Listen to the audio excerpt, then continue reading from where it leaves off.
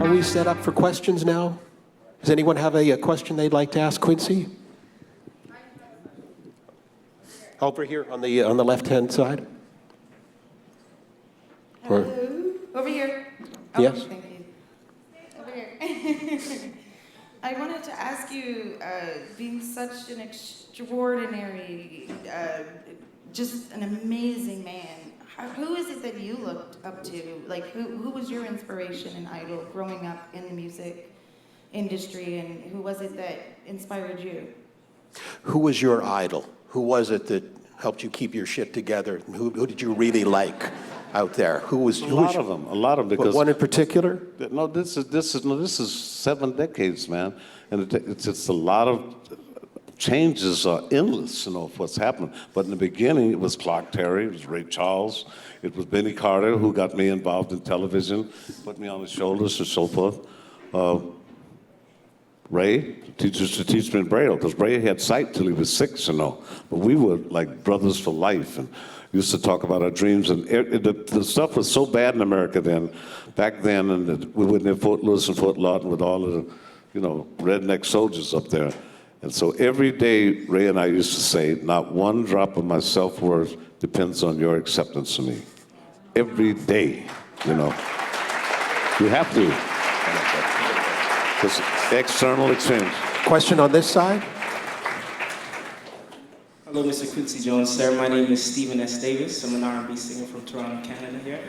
And I just want to tell you that you are most definitely an inspiration to all us young artists that are coming up in the game, and you are a phenomenal individual with everything that you've done throughout history, I must say. You know what I mean? So God bless you.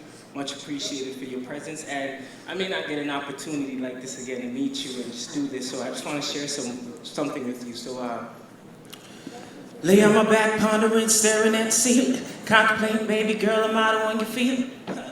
I ask myself why, body all day with a bag of tricks, dig your sass, swaying your hips, caught up, sprung and all, satisfy every need, baby girl, just call me, I'm here to please, cause yearning for your body, baby, such your thoughts that drive me crazy. Such a special lady, want you to be mine. Come on. Be my lady, yeah, be my baby. Oh, yeah. Thank you, Mr. Jones. God bless you, man. God bless you. Thank you. Okay. Question on this side? Okay, please. Hey Q, kind of nervous talking to Quincy Jones, so I hope I didn't mess this up. Welcome to my world. Yeah. You had a whole night to prepare. I'm a record producer from Toronto. My question to you is, as a producer, we're always striving to get better at arrangement and at, piecing together the entire sort of song and project. And my question to you is, besides looking at what's been done in other arrangements and studying music, where have you looked to sort of improve your arranging skills when you were younger? So just give me the tail end of that again. What's the question? Improving your arranging skills. Okay. Where have you gone to improve your arranging skills as an arranger? Work. Work and study, man. Work and study. And I did that, but I did that a long time ago. I put 28 years on my core skill. And orchestration, counterpoint, everything. Because music is always left and right brain. Intellect and emotion. And you've got to work to keep the science going. You don't work to keep the science going, you can't support the emotion. A million guys come and tell me, man, if I could play piano, I could be better than Herbie Hancock. I say, yeah, but you ain't gonna be better than Herbie Hancock because you haven't worked, But you have to work. It's work, man. They say that the dictionary is the only place you see success before work, and that's alphabetical. We've got about 6 minutes left, so if I can just ask a favor, if the questions can be as focused as possible, just cut it down to its core values. Okay. Hi, Quincy. My name is Simone Maurice, and I have a quick question for you. I heard on Billie Jean you had 91 mixes, and you decided to go with mix 2. What inspired, and how would you distinguish mixes once you get up to 91 mixes? What's your creative process in making a final decision like that? The reference was it Billie Jean? You said Billie Jean that you did 91, 92 mixes of it, and then you went... That's all folklore. You know, I'm sorry. You know, I've never seen so much folklore in my life. And also, in the very beginning, I saw Jackie Jackson on TV talking about, yeah, Quincy didn't want it in the album. Man, Helen Keller could hear that say hit. Give me a break. Like, are you kidding? You got to be joking. We produce it. We don't want it in the album. That's why it ended up there. You know, no, it's not true. Bruce Swedien is one of the greatest mixers in the world. He doesn't need any help. And he had developed a sound called Acusonic sound process, which is a simply time code to connect 20 tracks together. We did the first digital records on Give Me the Night, you know, but it didn't sample enough, and so we had to go back and record the stuff on 16 track to get the dirt build up and that analog sound, because now the producers use like white noise in the middle sector, but it's artificial because you need a natural dirt buildup for analog, you know, and that's why this stuff is so powerful. And everywhere I go in the world, Shanghai, Beijing, Cairo, Rio, Jimmy's and Monte Carlo, whatever, Soweto, Africa, they play our stuff at 12 o'clock. Everything we did in the 80s. You hear Give Me the Night, the Brothers Johnson, I Know Corrida, all that stuff, all Michael stuff. I've never seen anything like it. That's 33 years ago, you know? But it's sonic, it's a sonic sound, you know? And I always look at, that's why I feel at home with television and movies as I do music, because a producer's almost like a film director, you know? One guy is in charge of bringing the whole event to the ears and hearts of the audience. And that's a director of photography or an engineer. Because no matter what you do, if he doesn't capture that right and send it to you like we heard it, it doesn't work. And it's the same with the film, you know. If you got great story and great actors and all that stuff, and it's shot bad, you know, it's not gonna work. You know, again, it goes back to a science, you know, a balance between emotion, lotion, and science. Spielberg and I call music in a film emotion lotion, because music is what makes you feel everything you see. So what do you think? Was that question answered? Don't come. Okay, good. Yes, actually, Bruce Swedien was the person who actually told me personally was 91 mixes. I got to move on. Yeah, sure. Great. Just commenting on how great Bruce was as an engineer. I'm going to go over here. He and Phil Ramone, the best in the world. Okay, on this side, please. Hi, Mr. Quincy Jones. I just had a quick question. Living and working in the industry that was constantly changing and evolving, what would you say was one of the changes that have happened from when you started as a musician to now that you would say is a negative change in the industry and a negative change in the production side of an artistry? So in terms of the length of time that you've been doing it, the changes that you've seen in the business, what has been the most negative? What's been the most negative change? Well,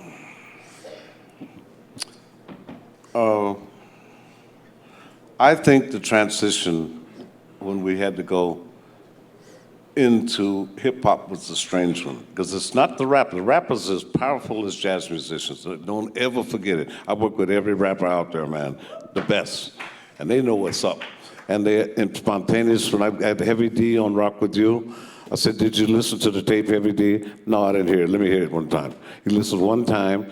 He sits down and writes out all the rhymes and stuff like that. One take, man. One take, just like a jazz musician.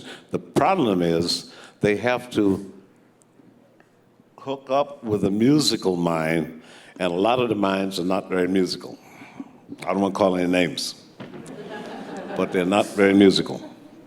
And, you know, when that's the problem I have sometimes with techno when it's not done right, because it's noise to sell champagne. telling you, every record that comes, a burst of fire and sparks and everything else, right? With just $60,000 worth of champagne. Neil, we're on the home stretch here. Can we go a bit longer, or would you like me to wrap this up? Go longer? Okay. We can go long. If you're up for going a bit longer, we can ask a few more questions. Okay, on this side, please. Okay. Oh, no, we're over on this side. Sorry, my apologies. I'd like to start off with a song. No, I'm just kidding. No. What's next in the Quincy Jones legacy? What's next in the Quincy Jones legacy? We're doing 10 movies, 6 albums, and 4 Broadway shows right now. That's it? I have a foundation that is my biggest passion in the world, to work with kids all over the planet. You know, we've got a company in Abu Dhabi and Dubai and one in Indonesia. We got 4 ladies, the most powerful ladies in Asia, working with us. Sherry Lynn, Indonesia, Mickey Lee, who owns Samsung, Linda Lynn, who just bought all the AMC theaters, 5,200 AMC theaters, and Yusai Khan in Shanghai, who's like the Oprah there. She has 800 million viewers. There's a lot of stuff going on in the world. And all I can say to you is you got to go to know. You're not going to get it on TV or the internet. You got to go. Whether it's Iraq, wherever it is, Kuwait, go. It's just some heavy stuff happening out there. Heavy. On this side, please. Hi, Quincy. My question for you is, when you turn on the radio and listen to popular music today, do you like what you hear? When you turn on the radio today and listen to popular music, do you like what you hear? I don't turn it on. No, I'm not saying that. I'm not that judgmental, man. All I know is there's 2 different kinds of music, good and bad. Duke Ellington, the first television thing I ever produced was in '71, Duke, We Love You Madly. And we had everybody in the world on there, from Gloria Linda, Aretha, to Peggy Lee, Ray Charles, Basie, everything. And Duke left me a photo after that. This was a year before he died, like my God, you know. And he said, with a picture, may you be one of the ones that helped de-categorize American music. And one of the greatest honors I ever had in my life was when Clark Terry, who's the feature in that movie, Keep On Keeping On, who taught me 70 years ago, he taught me, and in 1958, I had a band, and our band was considered after Duke, Basie, we were number 3. And we were in Europe, and Clark left Duke Ellington's band with Quentin Jackson and joined my band. I'm telling you, I almost cried. Can you imagine that? Your God and your professor to leave Duke Ellington to join you, my other God, you know? I'm telling you, nothing ever touched me like that. Got Clark in my own band. Woo! On this side, please. Q, what was it like to work with Rudy Van Gelder and Creed Taylor way back in the day on my favorite album, Walking in Space? Creed Taylor's a monster, man. Creed Taylor's a monster. I remember we worked together a lot when he was with CTI, but I worked with him at Bethlehem Records too, you know. We did a lot of work together. Creed's incredible. I'll never forget when he came to me, we were at Rudy Van Gelder's studio in Jersey, and he came to me during the middle of the session. We had half a bassist band, half a Duke's band there, Roy Haynes on drums, and we're doing One Man Julep. And Creed, you know, sometimes he has a hard time expressing himself. He said, Quincy, can you get him to say something right there? Say what, you know? So, you know, right there. Have him to say something. And so Ray said, just a little bit of soul now. That was the trademark of the record, you know. But Creed's the best, man. To this Vision, man. To this day, Creed still quotes you, and it was there's always another train. What was the? There's a train leaving every 10 minutes, show. Yeah, so that's been Creed's motto. There's the train that comes every 10 minutes if the opportunity So doesn't don't worry come. about missing one. Another question, please. How you doing, Q? I got the book. What? It's the autobiography of Quincy Jones, given to me as a gift from my father. Big stuff. A lot of what you've said here today is in the book. It's awesome. I suggest everybody go out and get it, the autobiography of Quincy Jones. My name is Socrates. I'm an artist from Toronto. And, Socrates? Socrates, exactly. That one touched me closely, because every time they interview me down at Power 106 in LA, it'd be like, so Socrates, how you doing? I say, I'm good. My question is, I've been in the game for a while, and it takes time.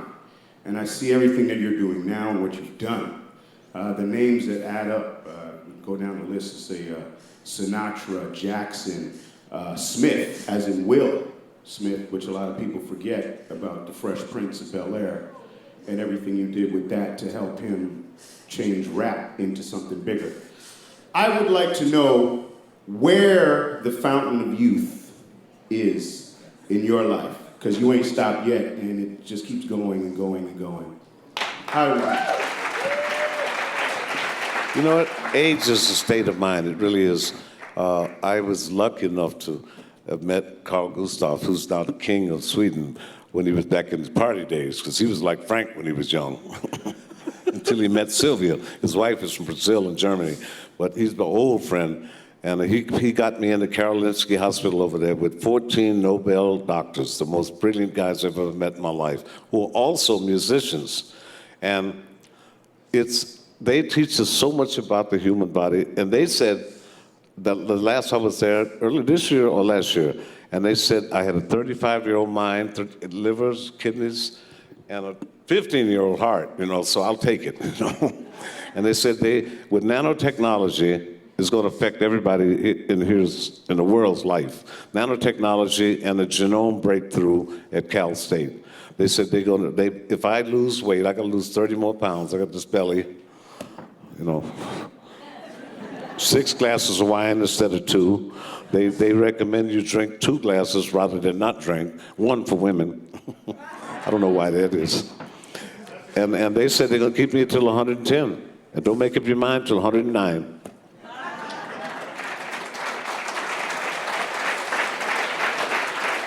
Got a question on this side. Hi, Quincy. My name is Ryan Sisnet. How you doing? My question is, you always hear about artists not exactly liking the songs that have been released and then they turn out to be monster hits. Is there anything that's ever happened to you in that type of circumstance? A song that turned out to be a monster hit but you didn't want it to be released? A song that became a hit that you didn't want released. Do you have one? Do you have a song that you did, that you produced, whatever, that was released and you didn't want it to be released? Never. No way. And it's all about the song, man. It's all about the song. You kidding? No way. On this side, anything? Hi, Quincy. My name is Alicia Cinnamon. I'm an independent singer-songwriter. My question is, in a world where I feel like more pop and twerking is making it seen in regards to the music industry, I'm an artist where I have messages of empowering females, empowering my people. How can I get my word across, or what advice can I get from you in regards to just kind of making a place where I feel like I kind of don't belong? Can you give that to me in just a brief, 5 words? 5 words. How do I stay true to my music and within myself as well? How does she stay true to her music and within herself? You have to. Well, who are you going to be true to? You have to be true to yourself. That's number one, honey. I have 7 kids. I have 6 daughters, 21 to 60. That's why I don't have any hair. And 1 son. But my part of the tough love is to tell them the first thing they have to know is know who you are. Because a lot of people don't know who they are. And that's very difficult, but that's the first challenge, I think, is to know who you are. And if it's 70-30, work on it at the 30%, stop whining and move on, And then after you know who you are, love who you are. That's the first 2 steps, and that's what I mantra to my children. Because you're on your way once you know who you are and love who you are, you're on the way. Because if you don't love who you are, you're in trouble. We're on the Always be true to yourself, baby. We're on the home stretch here, so if you're not already in line, please, we're just going to tie up the loose ends and just take care of the people that are currently in line. Yes. Quincy, how are you doing? You, how you doing, man? What's up? Listen, this is the second time in my life I've stood in the presence of greatness. The first occasion was in the operating room, witnessing my daughter's birth. My daughter, by the way, was procreated to your music, so thank you. You screwed to your music and they had a baby. Did what? He had sex while listening to your music. You guys you were like Sinatra. Was it Secret Garden? Listen, congratulations for being the recipient this year of the Austin Jones International Civil and Human Rights Award.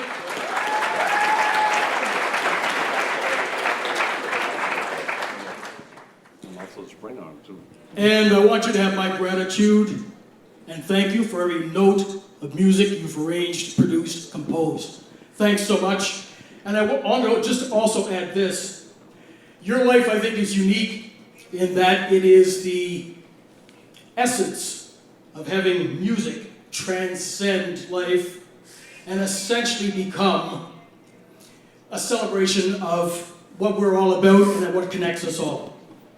So I think more than any other individual, you've succeeded in doing that on a grand scale, and we'll be indebted to you always. Thank you so much. Thank you, brother. Thank you. I can't even drive a car, but thank you very much. No. Just out of curiosity, what's your child's name? Allie. Allie, okay. Is there a question over here? Michael? Quincy, how you doing? Mike. Yes, sir. Mike. There's a Canadian that you worked with a lot by the name of Donnie Hahn, and a lot of people don't know about him. I wonder if you could tell them. Who? A gentleman by the name of Mr. Hahn. Donnie Hahn, he worked with Herb Alpert. Donnie Hahn. Donnie Hahn. Donnie Hahn and worked with her about. Yeah. No? No.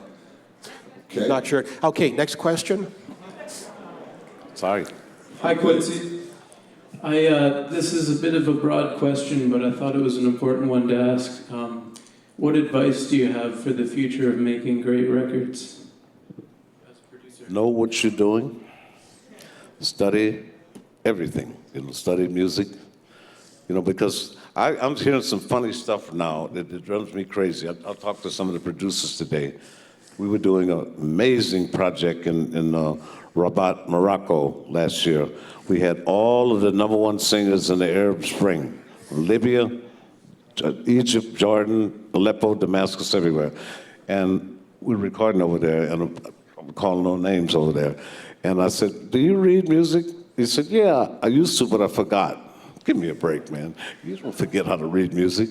But, man, you have to understand and put the work in to learn the science, man. You do. You can't play a trumpet if you don't know how to, you have to, it's a science, the armatures, the diaphragmatic breathing. There's a lot of secrets with everything you attempt to do, retrograde, inversion, and counterpoint. It's been, I say, there's only 12 notes, man. So you can figure out what you have to do to get your own sound. You have to do that through rhythm, melody, and harmony.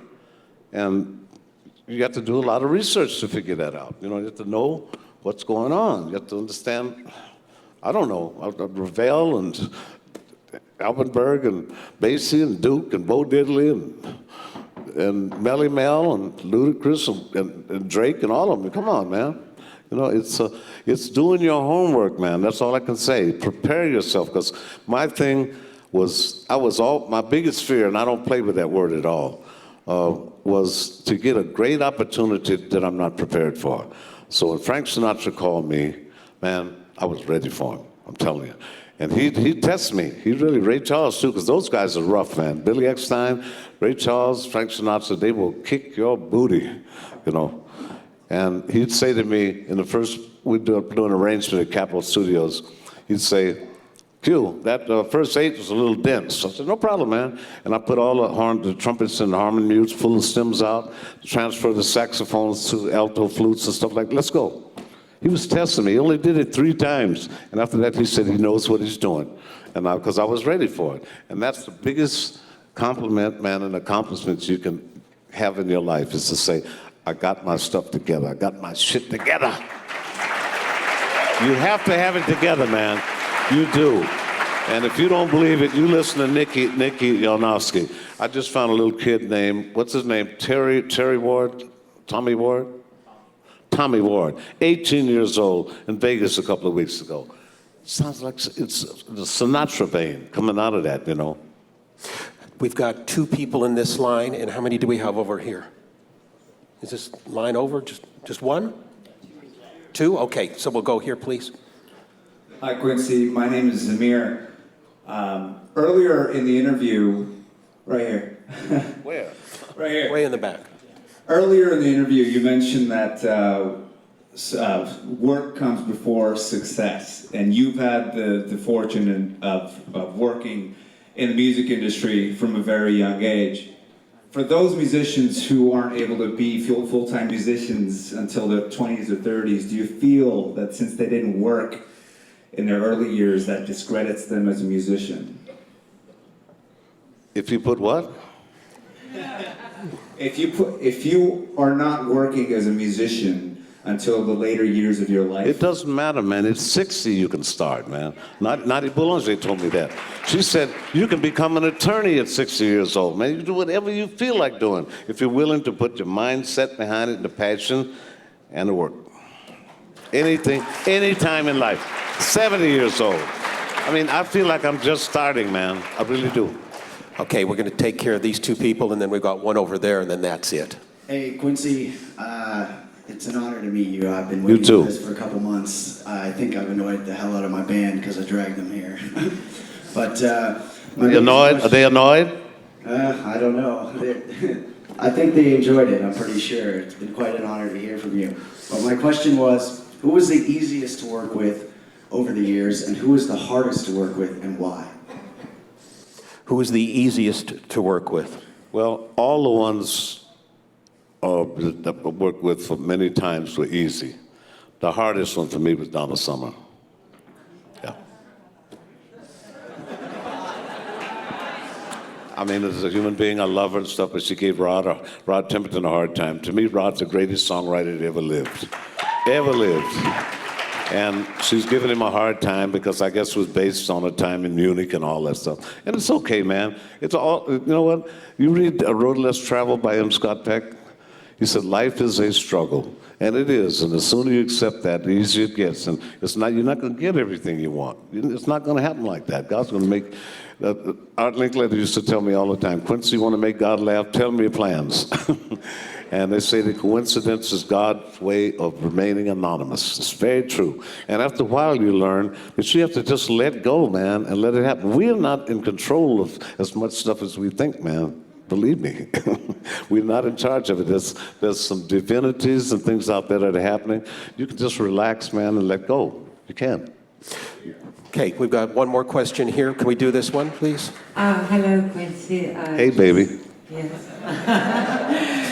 I wanted to know if you have ever listened to punk music, American and British, and if for you there is a connection with punk, jazz, or rock music. Is that this lady from France I was with the other day? Yes. Interview? Oh, ma petite chérie. Comment vas-tu? I'm tired. I get the question again, honey. I've lost my concentration now.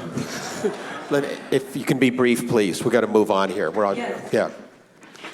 Ladies and gentlemen, we'd just like you to please stand and raise your hands to thank Q. Let me just answer a question first, please. I'm sorry. What was it again, baby? I'm sorry. I got off track there.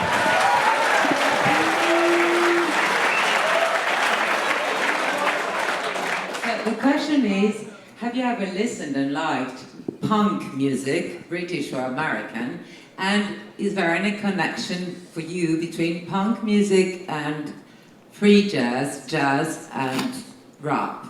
Is there a connection between punk and free jazz and rap and rock? Rock. Yeah, well, do you know what punk was designed for? Do you know what the origin was it about? Because Bono told me, and I used to have New Order and Joy Division on my label, you know. At first it was designed to get rid of all the black influences, but it didn't work like that. You know, they had to come back to it, you know. And all of these guys are my friends, and so we talk about this stuff. It's not like something you put in a closet, you know. Discuss it, you know, because that's the best way to do it. It's like with the things in China now. We just sit down and work it out, man, because that's the only way it's going to happen, you know. Okay, we're getting the hook here, guys, so I want to wrap it up. I can't think of a more fitting way to end the CMW than Quincy.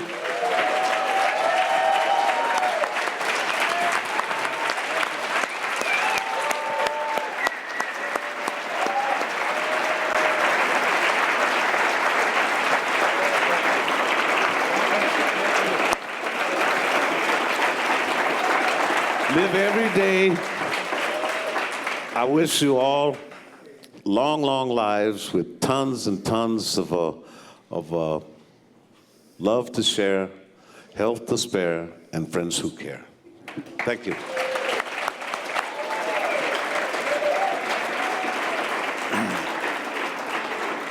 And ladies and gentlemen, we'd also like to give great thanks to Ross Porter from Jazz FM 91 here in Toronto. Ross, great job, well done.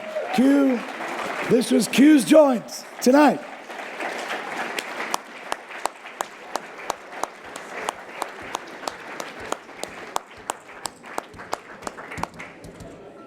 Fly me to the moon.